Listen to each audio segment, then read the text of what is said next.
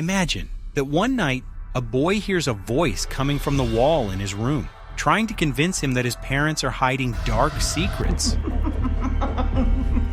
This happens to an 8-year-old boy named Peter, lives with his parents in a quiet small town. The kid has no friends at all, and at school he's constantly mocked and bullied. One night, while Peter was peacefully sleeping in his room, a strange sound suddenly rang out. When the frightened Peter turns on the light, he realizes the noise is coming from inside the wall. The child approaches it and starts knocking, and suddenly something knocks back. Scared, Peter tells his parents everything, but they convince him that old houses can make weird noises, and kids' imaginations can turn ordinary things into something terrifying. The next day, the school principal introduces the kids to their new teacher, Miss Devine. Peter immediately connects with her, which sparks a small desire to actually go to school. Back home, the boy asks his parents if he can go trick-or-treating for Halloween, but his father, Mark, quickly changes the subject. Then he tells a scary story about how many years ago, on Halloween night, a little girl who lived in the neighboring house disappeared. Later, as Peter gets ready for bed, strange things start happening in the room. Then a girl's voice calls out, this time saying his name. Peter panics and calls for his father right away. But hearing nothing, Mark says it might just be rats. So the next day they buy poison together and treat the whole house with it. One day at school, Miss Devine notices Peter's drawing. It shows a child begging for help. This catches the teacher's attention, and she starts to worry. Later, she even decides to visit him at home to check if everything's okay. The teacher is greeted by Carol, who immediately insists that her son has a very big imagination. After showing the drawing, Devine leaves, and Carol goes straight to the boy and starts questioning him about his picture, but she doesn't get a clear answer. That same night, Peter wakes up again to knocking in the wall. This time, the voice suggests they become friends. Hearing this, the boy, who's never really had any friends, decides to agree and starts talking to the stranger. The next day at school, Peter makes a really good pumpkin craft and gets lots of praise from the teacher. But the bully named Brian gets jealous of his classmate and decides to teach him a lesson. At home in the quiet of the night, the voice asks why Peter is crying. With tears in his eyes, he admits that kids at school are picking on him. In response, the stranger advises him to learn how to defend himself. And already the next day, Peter pushes his bully down the stairs. But the result horrifies the boy. Brian ends up with a broken leg.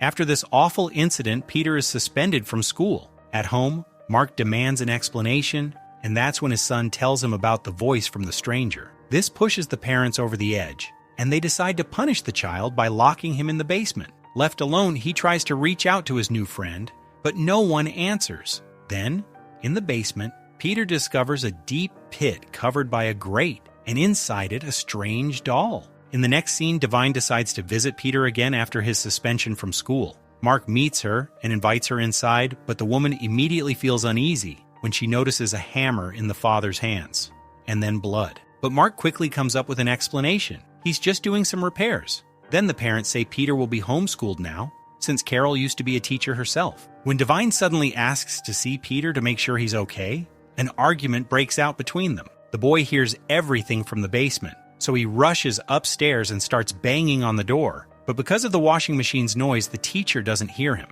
At that moment, Mark politely but firmly hints to Devine that it's time for her to leave. But right before she goes, she asks about the strange noise anyway. Mark instantly replies that it's just the washing machine. As evening falls, Carol brings food to her son and tells him he can finally leave the basement. The parents think he's had enough time to think things over and will stop telling made-up stories. But that same night, Peter approaches the wall and calls out to the stranger, who surprisingly answers right away. He tells her that his parents locked him in the basement, and the voice warns him to be careful with them because they're not who they seem. Peter expresses his wish to see her, but the girl refuses, explaining that she's been in the darkness for a very long time, and he won't like how she looks. When Peter finally asks who she really is, the stranger suddenly reveals that she's actually his older sister named Sarah. The girl explains that she had to wait until Peter grew big enough to move the grandfather clock that hides the door, and finally help her escape from the darkness inside the wall. Then she tells him that Mark and Carol are evil, and Peter's time is supposedly up. Later that deep night, Peter wakes up to a strange noise. In the dark hallway, the boy sees his mother suddenly take on a horrifying form and attack him.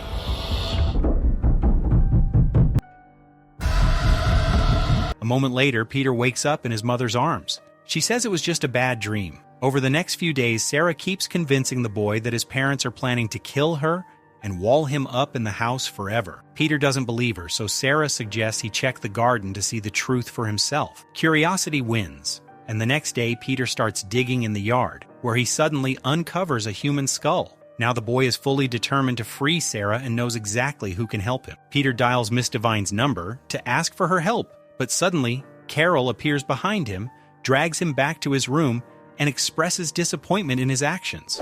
At that moment, the woman notices the hole in the wall, and her expression changes drastically. Suddenly, she warns Peter that everything that happens from now on will be his fault. Later, Sarah gives Peter advice. He has to do something about his parents, or he'll end up sharing her fate. It turns out that long ago on Halloween, a neighbor girl came trick-or-treating, accidentally saw her, and the parents, afraid everyone would find out the truth, killed her and buried her in the yard. Meanwhile, Brian shows up with his cousins, ready to get revenge on Peter. Later that evening, Mark comments to his wife about the weird taste of the food, then notices Peter hasn't touched his plate. The boy suddenly tells his parents they hurt his sister. This shocks them, and Mark realizes Peter poisoned their food with the rat poison. Suddenly, the man starts feeling sick. Carol tries to call 911, but the phone cord has been cut. Soon, Mark dies, and Carol grabs a knife and chases Peter upstairs. But then she starts feeling ill too.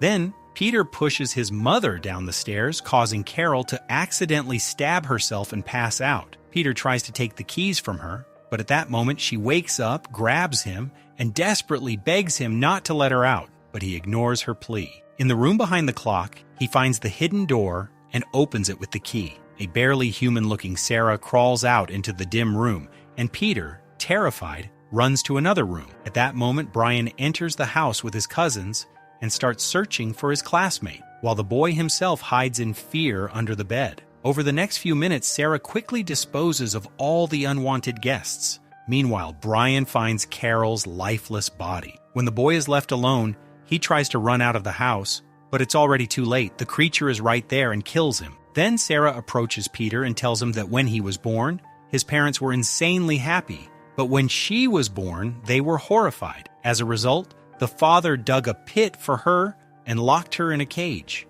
While he slept in a warm bed, she suffered among cobwebs and rats, learning to climb, bite, and do whatever she wanted. Then she drags the boy away and takes him to her dungeon. At that moment, Miss Devine arrives at the house and immediately notices the mess. Suddenly, Sarah attacks her, but the woman manages to break free and run upstairs, where, thanks to Peter's knocks, she finds him and breaks through the wall to free him. As they run out of the house, Sarah grabs Peter and drags him to the basement. Sitting in the pit, he finds her stuffed toy, and when Sarah appears, he gathers his courage and asks why she's acting this way. The girl replies that not every child can be as perfect as he is. She was just born this way, and no one loves monsters. At that moment, Miss Devine appears again. Sarah attacks her and knocks her down. Peter, making a brave decision, grabs his sister by her long hair and uses it to pull himself out of the pit. Devine seizes the moment, attacks Sarah, causing her to fall back into the pit,